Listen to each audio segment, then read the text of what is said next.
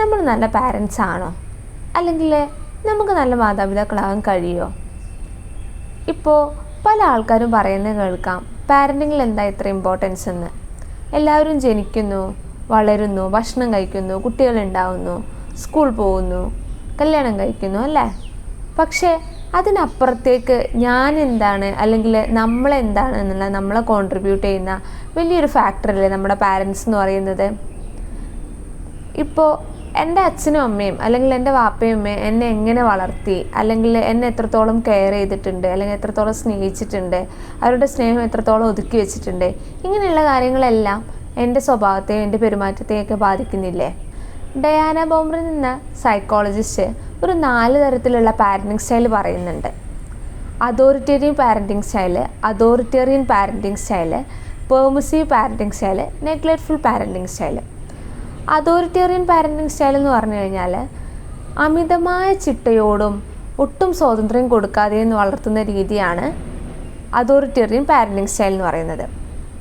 Authoritative parenting style എന്ന് പറഞ്ഞു കഴിഞ്ഞാൽ നമുക്ക് ഒരു മിതമായ രീതിയിലുള്ള ചിട്ടയോടും അതുപോലെ തന്നെ ഒരു മിതമായ രീതിയിലുള്ള സ്വാതന്ത്ര്യത്തോടും കൂടിയിട്ട് നല്ല രീതിയിൽ നമ്മളെ കൺസിഡർ ചെയ്ത് നല്ലൊരു പാരൻറ്റിങ് സ്റ്റൈലാണ് അതോറിറ്റേറ്റീവ് പാരൻറ്റിങ് സ്റ്റൈൽ എന്ന് പറയുന്നത്. പെർമിസീവ് പാരൻറ്റിങ് സ്റ്റൈൽ എന്ന് പറഞ്ഞു കഴിഞ്ഞാൽ ഇപ്പോൾ ഒരുപാട് സ്വാതന്ത്ര്യം കൊടുത്ത് എന്നാൽ ഒട്ടും ചിട്ടയില്ലാതെ വളർത്തുന്ന രീതിയാണ് permissive parenting style. Neglectful parenting style എന്ന് പറഞ്ഞു കഴിഞ്ഞാൽ ഇപ്പോൾ നമുക്ക് കേട്ട് കഴിഞ്ഞാൽ തന്നെ അറിയാം, ഒട്ടും നമ്മളെ മൈൻഡാക്കാണ്ട് ഒരു തരത്തിലും ഒരു രീതിയിലും നമ്മളെ ശ്രദ്ധിക്കാത്ത രീതിയിലുള്ളതാണ് നെഗ്ലെക്റ്റ്ഫുൾ പാരൻറ്റിങ് സ്റ്റൈൽ എന്ന് പറയുന്നത്. പ്രൈസ് 120 മാതാപിതാക്കളിലും വിദ്യാർത്ഥികളിലും നടത്തിയ റിസർച്ച് അനുസരിച്ച് അതോറിറ്റേറ്റീവ് പാരൻറ്റിങ് സ്റ്റൈലുള്ള കുട്ടികളിലാണ് കൂടുതൽ സ്കൂൾ അഡ്ജസ്റ്റ്മെൻറ്റ് കണ്ടത്. അതായത് കൃത്യമായ ചിട്ടയോടും മിതമായ സ്വാതന്ത്ര്യത്തോടും കൂടി വളർത്തിയ കുട്ടികളിൽ ടീച്ചേഴ്സിനോടും ഫ്രണ്ട്സിനോടും കൂട്ടുകൂടാനുള്ള താല്പര്യം, പഠന കാര്യത്തിലുള്ള ശ്രദ്ധിക്കാനുള്ള താല്പര്യം, അതേപോലെ തന്നെ പഠനേതര കാര്യങ്ങളിലുള്ള താല്പര്യം കൂടുതൽ കണ്ടത് നമ്മൾ ഈ അതോറിറ്റേറ്റീവ് പാരൻറ്റിങ് സ്റ്റൈലിലെ കുട്ടികളിലാണ്.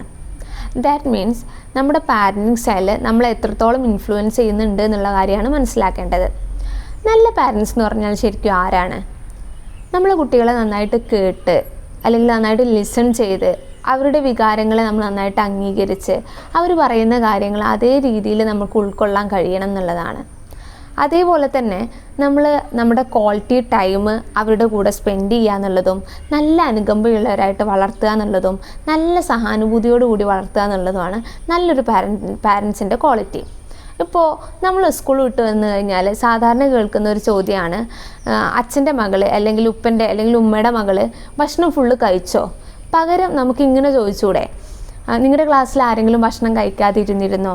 അവർക്ക് നീ ഭക്ഷണം കൊടുത്തിരുന്നോ? ഇങ്ങനെയുള്ളൊരു തലമുറ നമുക്ക് ഉണ്ടാക്കിയെടുത്തൂടെ? ജോൺ ലോക്കിൻ്റെ പ്രധാനപ്പെട്ട ഒരു ഫിലോസഫിക്കൽ കോൺസെപ്റ്റാണ് ടാബുല റാസ എന്ന് പറയുന്നത്.